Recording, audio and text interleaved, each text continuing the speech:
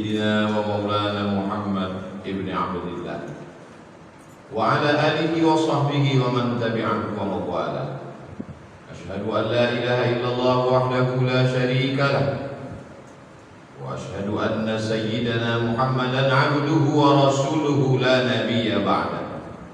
اللهم صل على سيدنا محمد النبي الأمي وعلى آله وصحبه وبارك وسلم.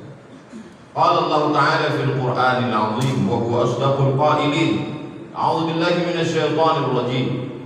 يا أيها الذين آمنوا اتقوا الله حق تقاته ولا تموتن إلا وأنتم مسلمون.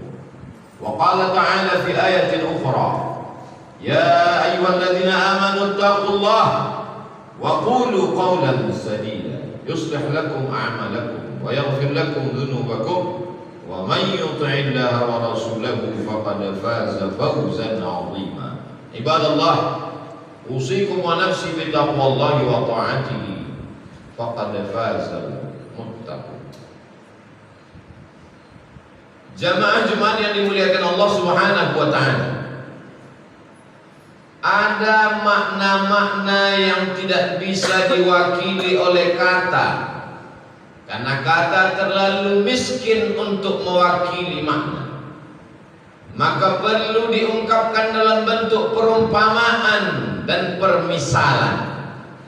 Seorang laki-laki yang dikecewakan oleh seorang perempuan, budi baik, berbagai macam hadiah, emas, intan, permata yang diberikan tak lagi bermakna, maka kata-kata tak dapat mewakili perasaannya. Dia akan mengungkapkan dengan perumpamaan: cintamu bagaikan air yang jatuh ke daun keladi, jatuh tertumpah namun tak berbekas. Begitulah perumpamaan, begitulah contoh. Sehingga dengan perumpamaan yang singkat mengandung makna yang padat, berbekas di dalam hati. Maka Allah Subhanahu wa taala dalam Al-Qur'an banyak sekali mengungkapkan permisalan, contoh perumpamaan. Ketika Allah bercerita tentang rumah, inna awhanal buyuti la baitul ankabut, rumah yang sangat lemah, rumah yang sangat rapuh dan mudah tumbang adalah rumah sarang laba-laba. Membuatnya sulit, rumit, jelimet, susah dan payah, tapi menghancurkannya bahkan hanya satu hembusan nafas pun sarang laba-laba akan hancur.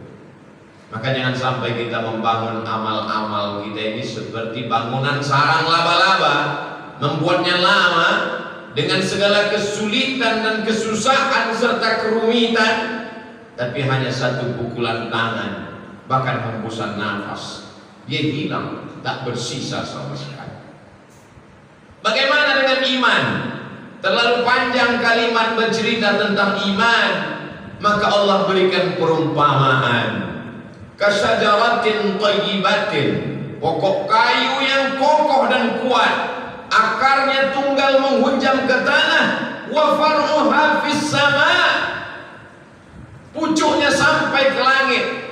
Begitulah perumpamaan iman. Sekali la ilaha illallah, maka sampai mati tetap la ilaha illallah. Saat senang la ilaha illallah, saat susah pun tetap la ilaha illallah. Seperti pokok kayu, angin puting beliung datang, dia tidak akan tumbang. Kalaupun patah, maka akarnya tidak akan tercabut. Begitulah Allah Subhanahu wa taala membuat perumpamaan dalam Al-Qur'an tentang orang yang bersedekah. Kalau dia bertanya, wahai tuan guru, wahai kiai, wahai ustaz, wahai alim, wahai ulama, wahai para habaib, kalau aku berinfak, berwakaf, bersedekah, apakah pahalanya banyak? Banyak. Bagaimana banyaknya? Maka perlu perumpamaan. Bagaimana Allah memberikan perumpamaan orang yang bersedekah? Mathalul ladzina yunfiquna amwalahum fi sabilillah. Perumpamaan orang yang bersedekah, menginfakkan hartanya di jalan Allah. Kamathali habbah, satu biji, ambatat sab'a sanabil, tumbuh 7 bulir, 7 cabang. Wa fi kulli sumbulatin mi'atu habbah. Dalam satu bulir ada 100. Satu jadi 7. Dalam satu bulir ada 100 menjadi 700. Terbayang dalam pikiran benak kita, oh ternyata begitu kelipatan yang luar biasa. Apakah hanya sampai 7 sampai 700 saja? Tidak. Wallahu yudha'ifu liman yasha. Allah kuasa untuk melipat gandakan lebih banyak daripada itu. Begitulah mudahnya Allah dengan kata-kata yang singkat, dengan penuh perumpamaan, masuk ke akal pikiran kita. Tidak perlu memberikan contoh yang panjang lebar dengan kalimat yang mubazir. Perumpamaan membuat kita paham tentang sesuatu. Ada seorang laki-laki namanya Bal'am, ilmunya hebat, otaknya cerdas, tapi dia gunakan ilmunya itu untuk mengejar dunia. Lalu bagaimana perumpamaannya dalam Al-Quran? Walau syi'na la rafa'nahu biha. Kalau kami mau, kami bisa angkat derajatnya tinggi. Walakinnahu akhlada ilal ardi. Tapi dia lebih memilih tanah hitam, rendah. Dia tidak mau naik ke atas, walaupun ilmunya sudah hebat. Dia tidak mau naik ke atas. Walakinnahu akhlada ilal ardi wattaba'a hawa. Dia memperturunkan hawa nafsunya, nafsu makannya, nafsu minumnya, nafsu seksual biologisnya. Maka orang seperti ini seperti apa perumpamaannya dalam Al-Quran? Famasaluhu kamasalil kalb. Dia seperti seekor anjing. Famasaluhu kamasalil kalb. Dia seperti seekor anjing. In tahmil alaihi yalhaf atau tatrukhu yalhaf.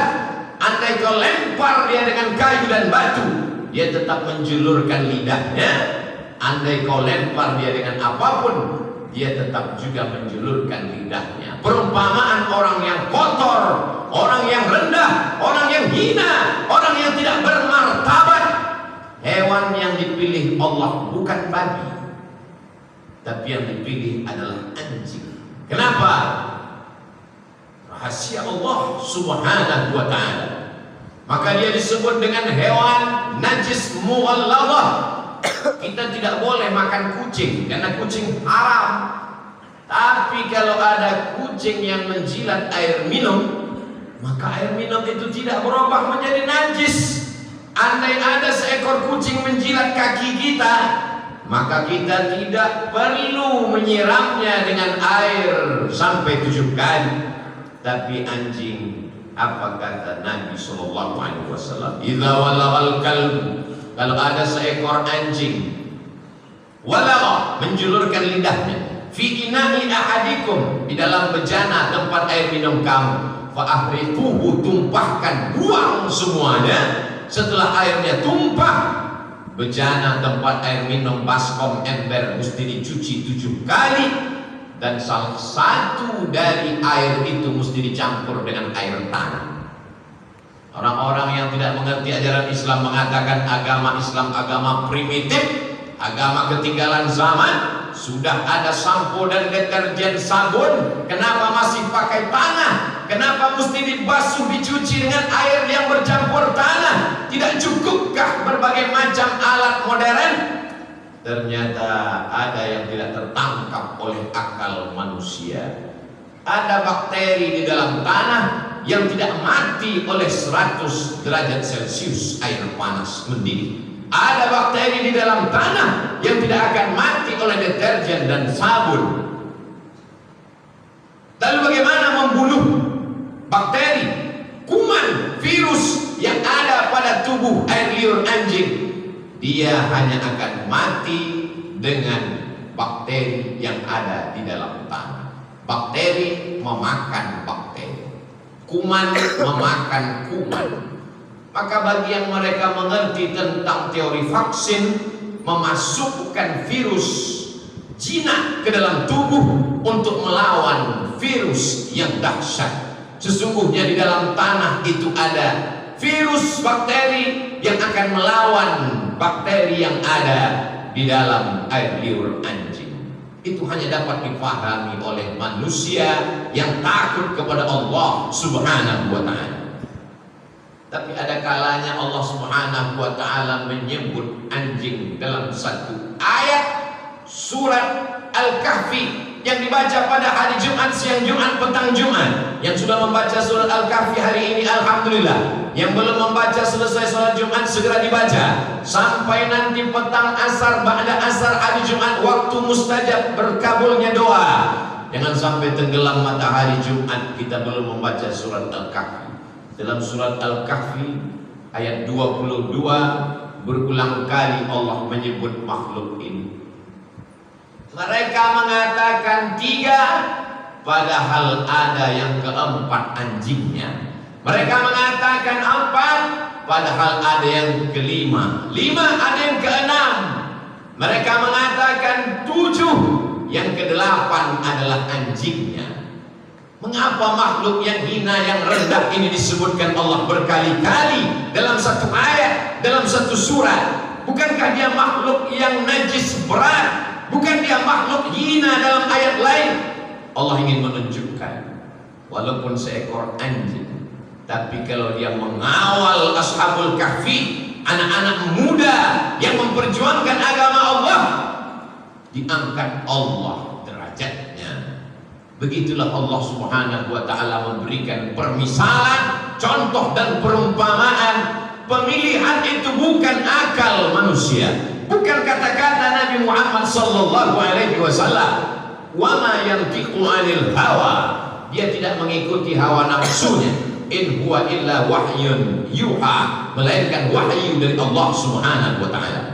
Dimanapun umat Islam sampai, maka yang pertama kalimat keluar dari mulutnya adalah Allahu Akbar, Allahu Akbar. Begitu seorang sahabat Nabi, panglima besar perang, jenderal bintang 5 bernama Amr bin As sampai ke Mesir, maka dia membangun Masjid Amr bin As. Setelah masjid dibangun, kalimat pertama yang berkumandang di Afrika Utara, negeri tertua penuh dengan peradaban, tempat Fir'aun berkuasa. Hari itu kalimat yang berkumandang menggelegar di atas bumi Afrika, Allahu Akbar. Setelah nama Allah, maka nama Nabi yang paling mulia. Tidak ada alam semesta kalau tidak ada dia, tidak ada surga, tidak ada aras kalau bukan karena dia. Maka kalimat yang paling tinggi setelah Allah, asyhadu anna Muhammadan Rasulullah. Tidak ada yang lebih hebat daripada itu. Kalimat yang paling tinggi adalah seruan adzan. Binatang yang paling rendah, paling hina, paling kotor, paling najis adalah anjing. Lalu bagaimana mungkin bisa tersilap dan tersalah mengumpamakan azan dengan anjing? Maka sesuatu yang tidak mungkin masuk di akal manusia. Itulah mengapa sebelum melangkah kaki kita katakan Bismillah tawakkaltu 'ala Allah, la haula wala quwwata illa billah. Dari bumi Lancang Kuning aku akan pergi ke bumi Pasundan. Aku akan menemui saudara-saudaraku sebangsa setanah air. Kulangkahkan kakiku atas namamu ya Allah. Yang akan kusampaikan adalah kalammu ya Allah. Yang akan kuceritakan adalah sabda Rasulmu ya Allah. Jangan sampai aku salah ucap, salah kata. Kita selalu berdoa meminta bimbingan Allah. Sampai-sampai sebelum membaca Al-Quran pun tetap dikatakan, فَإِذَا قَرَأْتَ الْقُرْآنِ, kalau kau mau baca Quran, فَاسْتَعِذْ بِاللَّهِ, minta lindung kepada Allah. Supaya apa? Jangan salah faham, jangan salah pikir, jangan salah omong. Karena tidak akan mungkin terjadi menurut akal logika manusia seruan yang tinggi, yang hebat, yang gagah perkasa.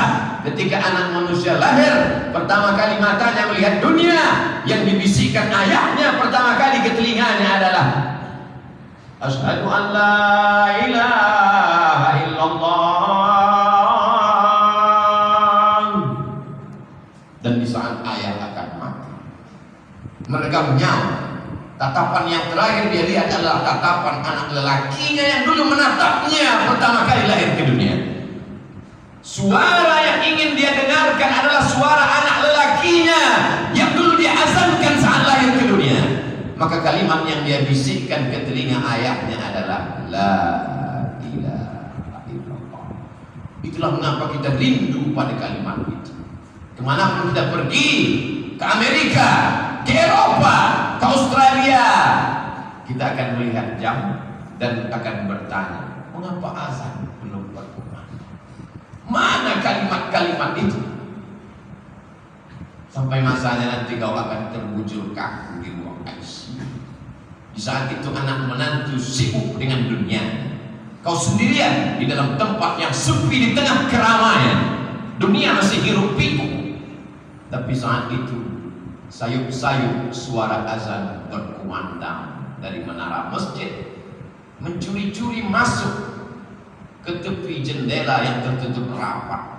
Tapi karena mikrofonnya masih keras, dia masih masuk ke ruang ICU. Hayya 'alas shalah. Saat itulah kau baru meneteskan air mata dan berkata, La haula wala quwwata illa billah. Tapi apakah di zaman kita nanti masih ada suara itu masuk ke telinga kita? Tergantung apa yang kita lakukan hari ini. Barakallahu li wa lakum fil Qur'anil azim. Wa nafa'ani wa iyyakum bima fihi minal ayati wa dzikril hakim. Wa taqabbala minni wa minkum tilawatahu. Innahu huwal ghafurur rahim.